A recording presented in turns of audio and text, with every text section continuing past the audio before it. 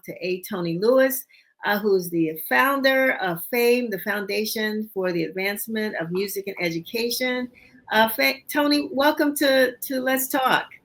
Thank you, Denise. It's always good to be with you. Thank you for having us today. My pleasure. We got a lot to talk about, but we want to bring on one of your proteges, one of your alumni, students, Langston Hughes. I mean, I want to talk to you, a little bit about FAME, but I think Langston will set the stage for us to know why, why he got involved in this program and what it has done to launch your career in music. Langston? Yeah. Well, first of all, thank you for the invitation here. It's always an honor to get a chance to talk about something that I'm really passionate about. So I was a part of FAME, I guess their first iteration of the FAME Jazz Band about 10 years ago. And, as we all know, FAME is, well, I guess as some of us don't know, but FAME is an organization that's meant to basically uplift the youth in the areas of music and education. And about 10 years ago, they started a big band program, which is basically a band with 20 or so students that's playing jazz music. And it's a very kind of traditional iteration of musicians. So I say that to say that 10 years ago, I joined that band that had that mission and that, that studied that particular type of music. And at that point, I was a young man. I think about 10 years ago, I was maybe 14 or 15. And, it was... Langston, I hate to inform you this, but you're still a young man. I was a younger man. But yeah, I joined, I guess, at an age where I had this interest in something, but maybe I didn't have an outlet. And I think as so many of us have, there was a seed that maybe wasn't being watered at the time. And when I was able to join the program, I think it gave me an outlet to express that particular thing, and introduced me to some of my closest friends, give me a chance to see a lot of places at an age where a lot of my peers didn't see those places, and it simply kind of ignited that fire that I had inside of me, and it gave me a sense of something to dream, which a lot of people I think need right now. Oh yeah. Langston, what is your instrument? So I play the saxophone mainly. I play some other instruments too, but the saxophone is my main instrument. Okay, I wanted to get you on because I know you have a schedule that you have to maintain. So I wanted, if you have to slip away, that's fine. And Toni, as we bring on your other scholars, tell us about FAME. Well, we started it 21 years ago now. Started in my basement because of the passion that I had. And it came out as a result of my personal journey and the impact that music had on my life throughout childhood and even today. As a young child, I was a church girl too. I wasn't a PK, preacher's kid, but I was in church all the time, and that impacted me. And I'm thankful for that because the music has such a way of keeping you balanced, focused, and kind of mentally straight too. I must tell you that a lot of our kids experienced that when we went through COVID. A lot of the kids had their music. So our kids, we didn't have to do much in terms of mental support. They said their instrument is what kept them going. So I experienced as a child firsthand how powerful music can be, not just in the form of expression, but also it's a tool of discipline. It helped me with my discipline. I was in the basement with my 45 playing those.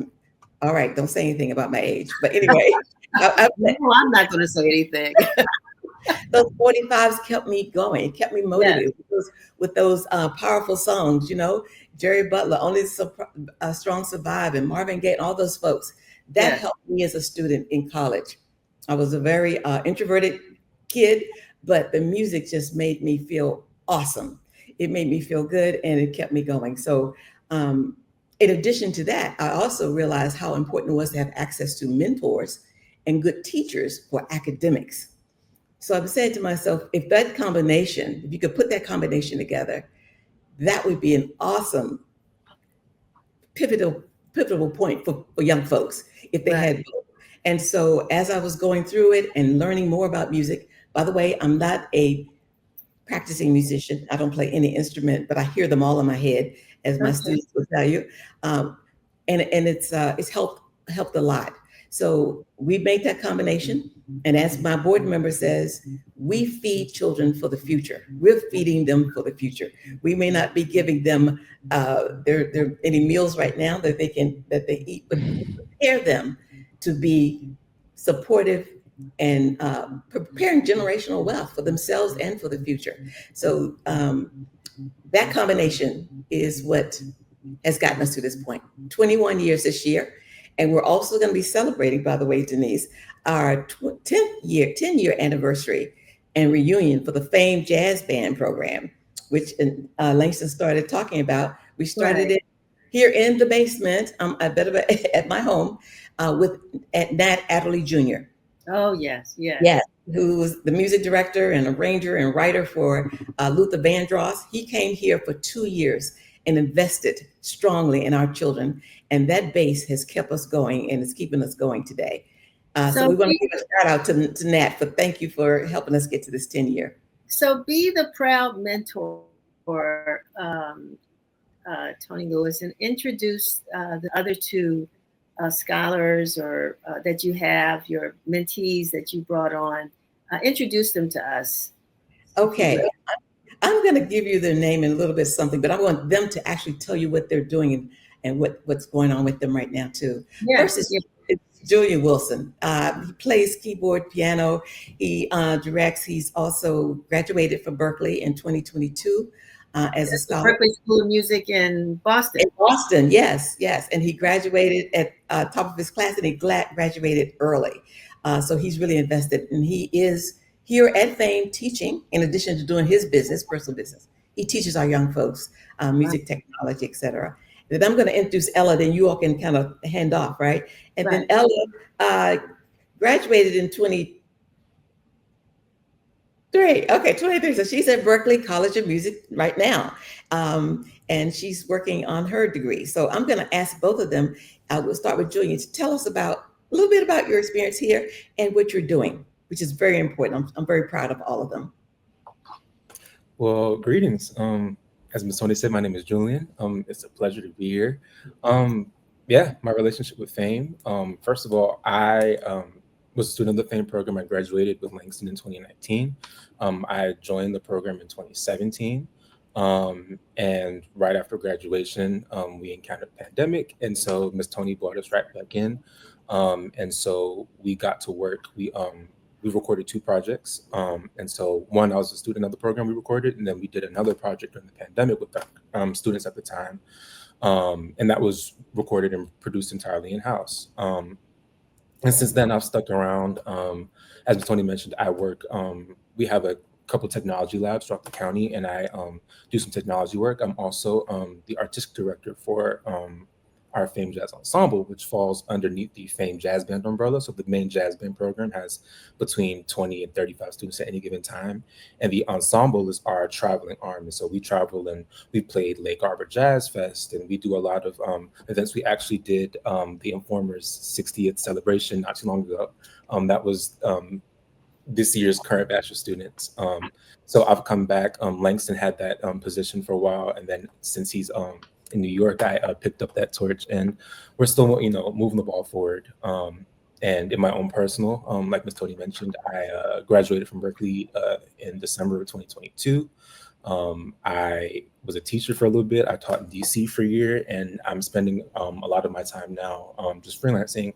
I work out in my studio primarily, doing engineering, mixing work, as well as production and content on the side as well. So it's just a bunch of different pieces that come together and create this whole sort of person that I'm currently being. So thank you for having me. Fantastic, fantastic. Ella, what's been your journey? Yeah, so again, thank you for having me. And I joined Fame during COVID. So it was 2020, about fall time. I was in my sophomore year of high school and I hardly knew how to play my instrument. And so I still auditioned and I remember seeing Langston at the board. It was kind of fun. But they luckily accepted me as is. And I would always give Fame the credit for like teaching me how to play my instrument because I Which is was what? What is your instrument, Ella? I play electric bass. Okay. Well, okay. All right. And so I realized that was like my passion. And the rest of my high school years, I just continued to put a lot of energy into learning how to do that and learning a lot about music theory and the academics behind music. And so, yeah, and then I got to Berkeley. Very nice. I was really ecstatic about it. And yeah, I'm doing a double major here with bass performance and songwriting, and it's been a really awesome journey because I never expected this. Like 10 years ago, I would never think this would happen. Wow. And Tony, you know that this can happen. That's why you work with these young folks. And so I mean, tell us kind of what makes you most proud in addition to, having the jazz band that's celebrating its 10th reunion and 21 years, with them. Yeah, what is it that makes you most proud of the work that you do? It's the impact after you see the results, such as what we're seeing now. Going through it initially is a little difficult for some of the kids because Miss Tony is very strong, because I can see in them what they need, what they have. These kids are brilliant. There's so many brilliant kids in this region, and we serve DC, Maryland, and Virginia. But as Langston mentioned, they don't get the opportunity to express it or have the facility to do it. And that's what we're doing right now. I think they alluded to the fact that Julian, we have like 3 labs here in the region. Harmony Hall in Fort Washington, in Forestville. We're at the University of Maryland with the Clarice Performing Arts Center, and at yeah, And why? those at Wise, Dr. Henry Wise, which is where we meet most of the times. Exactly. Uh, Yeah, yeah, they're full-fledged studios and technology groups, and that comes about because the community sees what we're doing. They see the impact, and they see that our kids, in terms of the academics, is very high SATs. That's why they're able to get scholarship into some of the major schools. And then they're good people. They come back and they share with other children. So that's Well, what the we do. other thing too that I observe with your famed students is that, while there's the real popular, genres of music that are out there, that we hear on the radio stations and these big concerts and all that, the music seems to be that you all do seems to be a little bit more diverse. Not that you couldn't be on the phone on a stage with, I can't think of an artist, so I won't embarrass myself, but you know what I'm saying. Yes. Then you could be on an artist with one of my favorite, John Baptiste, right, or somebody who's more Mine kind too. of, into jazz and other kinds of things. How do you pick the genre of music that you really want to produce? And Ella, I'm gonna start with you and go backwards. What is your sound? It's all of the above. I mean, because jazz is the love, right? Okay, Jazz, but our kids play it all. That's the okay. main. That's our music. That's what I call it. But they have a way of mixing the jazz and the gospel. And we have been on major stages with major artists. We've opened for those people at the Wow. various festivals around the country. So, Julia, you want to speak to that in terms of how we choose our music? Well, do we want to talk to Ella first? Is that the Yeah, most? I mean, go ahead, Ella, jump in. I didn't hear that. Go ahead, Ella. Sure. Well, I grew up on a lot of R&B, and through Fame, I've got a lot of exposure to jazz. So one of my favorite like subgenre, I guess, is like that fusion in between R&B and jazz. It's kind of like a sweet spot. Like off the top of my head, I would say like Adam Blackstone. He has like a lot of that type of music, his original music. And yeah, I think it's really cool to have that like background in jazz because a lot of modern music does have a lot of jazz language, and it makes it a lot more easy to play to any song nowadays. So Wonderful. Julian, what about yourself? Yeah, my answer's a bit more sparse because I fall into the category of people that kind of does everything. My belief when it comes to like categorizing music is that it's really more of an influence thing. So, um, falling into a genre, I think that we're in a place where, especially Black artists, we we're pulling all of these different resources and these different sounds together, and we're just finding a way that it fits. And so there are genres, and then there are people that bend in and out. And so I think for me personally, I tried to be somewhat versed in all of the things that I'm influenced in. So I wouldn't call myself a jazz musician, but I have jazz influences. I wouldn't call myself squarely gospel, but I have gospel. I wouldn't call myself squarely R&B. And so I try to make things that are colored by all of my different experiences, which is, that's just, I would say that's Black experience too. It's just, we're colored by our experiences. We're colored by all of the different things that make us up. And so I think it's more of a, what I like to say is that I want my sound should be a constant no matter what genre I'm playing. Like, I want you to know that that's my sound, no matter whether I'm playing jazz, whether I'm playing gospel, whatever I make, I want you to know that that's me. So that's kind of how I think about genre versus trying to classify myself in one singular box sonically. Wonderful. Langston, I'm going to see if I get you to chime in here. Yeah, I'll be quick. I agree with everything that everyone else was saying. I think it's all an umbrella. Like, it's all just under Black music. It's music that was influenced by the lives of so many, and by the feeling and spirituality of so many people. But I mean, I think specifically, I think jazz is cool and it's important. It's because it includes so much stuff. I mean, it's a label. I mean, that's what it is. It's a label of something that's hard to define.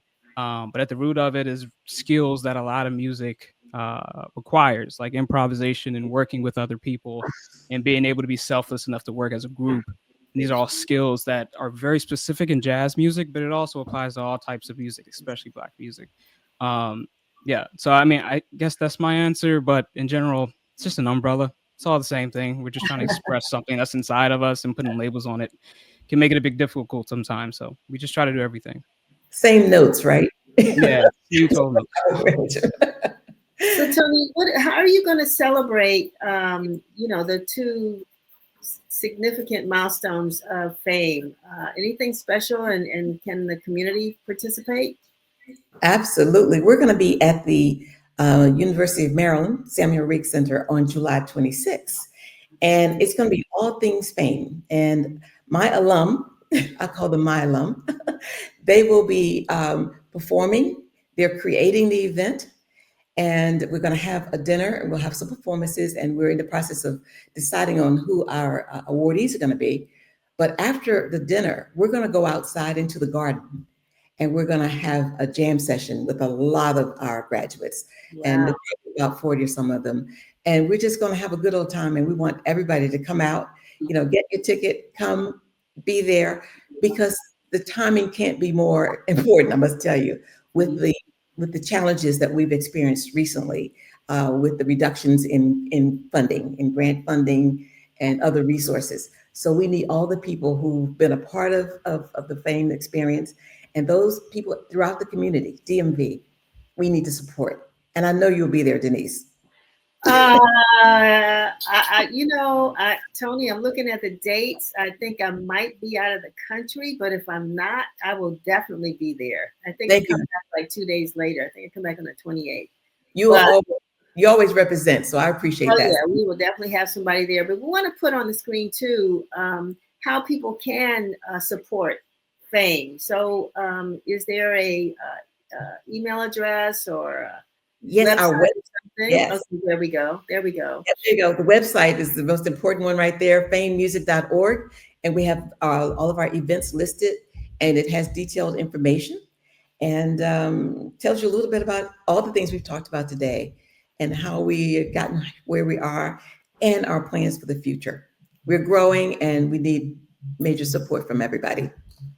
And for those young people who are inspired by your alumni here, how can they get involved with fame? The same thing, go to the website? Go to the website, or they can even call. I mean, I love talking to young people, 301-805-5358. But they could go on the website, send an email, and we'll respond. And these young folks will be happy also to talk with them about their experiences and see how we can support them along their journey. Fantastic. Well, I want to thank you all for being with us today, for your patience, but definitely for being with us. And I want to congratulate you. I am so inspired by what you're doing. I know we're all inspired by what A.Toni Lewis is doing with fame, the impact that she's had on all of our lives. So Thank you so much. And I'll just say in closing that if you've heard the theme song for Let's Talk, which was produced by my son, Desmond Barnes, but he too was influenced greatly by A.Toni Lewis. So even though he's not a musician per se, he's creating music, right? Because of the inspiration that he got from her and from you all. Oh, last thing. Now, I know you annually, the jazz band sometimes performs at Blues Alley. Any programming coming up? The jazz band is not. However, Langston Hughes is going to be there on June 20th. Langston, make sure I get the right date. Yeah, it's 26 and 27. June 26, 27. Fantastic. Okay, Awesome I'm glad I got that in. So you're going to be performing at Blues Alley in DC on June 26th and 27th. Fantastic. All right, folks, get your tickets. Go check them out. Also, support Fame. We're going to put the information back up there again. And I want to thank you all for joining us today. Good luck. Good luck. Keep us informed about all the great things that's happening. I want to see you on stages all across the world. And Denise, thank you for what you do on using your platform for us. We appreciate it. Thank you so much. Oh, my pleasure. My pleasure. Have a great weekend. Maybe I'll see you down at the barbecue bash. I don't know, but I'm going. We'll talk to Jordan. We need to be there. All right. Have a good one. Thank you. Have a good one. Bye.